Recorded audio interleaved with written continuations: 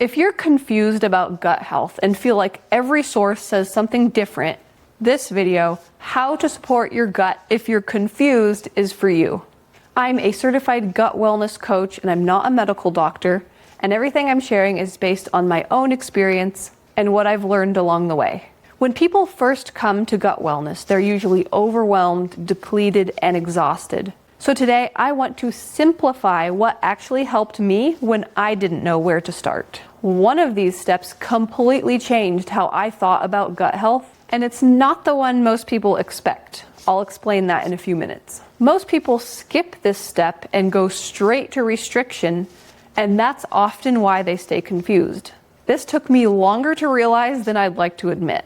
The first thing I had to understand is that my body wasn't broken, it was depleted. In my experience, most people come to supporting gut wellness very low in key nutrients. Before focusing on protocols or restrictions, I found it helpful to focus on nourishment first. The foods that made the biggest difference for me were extra animal fat, egg yolks, bone marrow, and organ meats such as liver. These foods felt deeply supportive and helped my body feel better and more stable over time. If you're confused, starting with nourishment, not restrictions, can be a very grounding first step. But nourishment alone wasn't enough for me. The next piece is what actually helped things start to shift. But before we get to that, if you're looking for a step-by-step plan to start feeling better this week, be sure to grab my free Gut Reset Jumpstart Guide linked in the description below this video. Once my body felt more nourished, the next step was adding supportive foods slowly. Rather than supplements, I personally prefer homemade probiotic foods to help balance the microbiome and replenish friendly flora.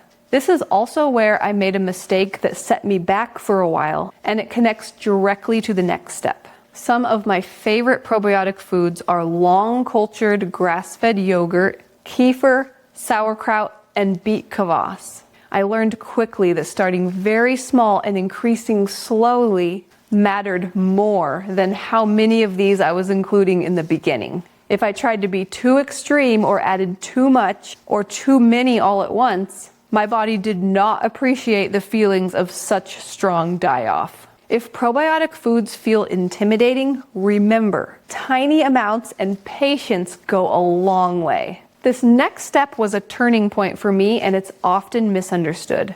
But before we get to that, leave me a comment and let me know. Which one of these steps surprised you the most? Have you already tried any of these, or are you new to any of them?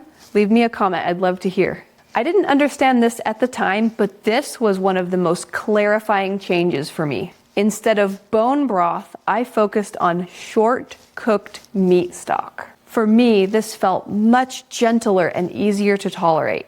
I included it regularly and noticed that digestion felt calmer and more supported when meals included it. I felt my digestion work better and have an easier time. Meat stock is short-cooked, low in histamines, and doesn't have the amounts of glutamic acid in it like bone broth does, which means it is gentler and more helpful. Meat stock was crucial for helping my body overcome leaky gut. And this doesn't have to be complicated. Simple, repeatable habits matter the most. Once this was in place, I noticed something surprising about the foods I was still eating. But before we get to that, if you want a shopping list for better digestion, hormones, and mood, be sure to check out my free Real Food for Real Results shopping guide linked in the description below this video. Another big piece for me was realizing when less was more. And this part can feel counterintuitive, especially if you're used to pushing through discomfort. I noticed that constantly challenging digestion didn't help my body repair. Reducing or taking a break from foods that felt hard to digest gave my system space to rest. This wasn't about forever restriction, just creating breathing room. I took a break from foods with complicated molecular structures and hard to digest components, such as grains and things made with wheat flour. Instead, I focused on easy to digest foods, such as meat stock, meals with slow cooked meats close to the bone, extra fat, soft cooked vegetables, and of course meat stock and probiotic foods. Sometimes supporting the gut means doing less and not more. And this step helped bring everything together. And this was never about cutting out foods forever, but understanding that timing changed everything. This was a big mindset shift for me. For me, focusing less on starchy foods, complex carbs, and grains, at least temporarily, made digestion feel steadier. I learned that when there is microbial imbalance in the digestive tract, opportunistic and pathogenic flora can overgrow. These microbes like to eat things like starches and more complex sugars. So by reducing or taking a break from foods like these for a time, I was able to help my microbiome become more balanced. I focused on feeding the good guys, the beneficial flora with nourishing, savory foods and easy to digest carbs. I centered meals around foods that felt grounding and supportive. This shift helped me feel less reactive and more balanced overall. I focused on one-pot meat stock meals, which are super quick and simple to make, and they easily include all of the key nourishing foods all in one dish. And this is where I realized that gut health wasn't just physical. Something deeper was affecting progress.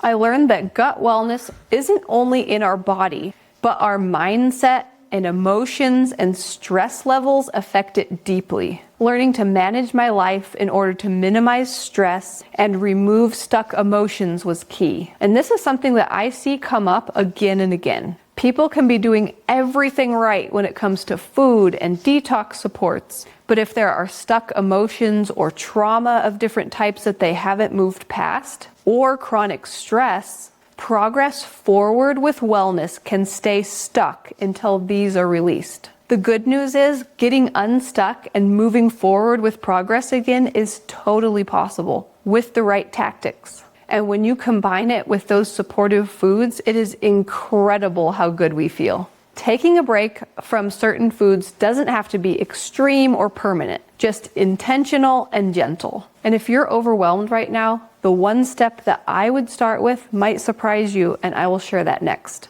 If you're confused about gut health, you don't need to do everything at once. Start with nourishment. Go slowly and let your body guide the pace. Simple, supportive steps done consistently can help cut through the noise and bring clarity. The top one change that I actually recommend starting with is not to overhaul your entire diet all at once, but instead focus on what one thing you can start adding before you start taking anything away. My top suggestion is sauerkraut, and work on being consistent with that before you even start thinking about removing anything from your diet. Just one forkful a day. Start there. It will probably feel too easy, but going gently is much more powerful than we realize. And if you want to make some easy food swaps that reduce cravings, inflammation, and brain fog, be sure to check out my free Easy Real Food Swaps guide linked in the description below, along with my free Gut Reset Jumpstart guide and free Real Food for Real Results shopping guide. And you can find all of those down in the description below this video.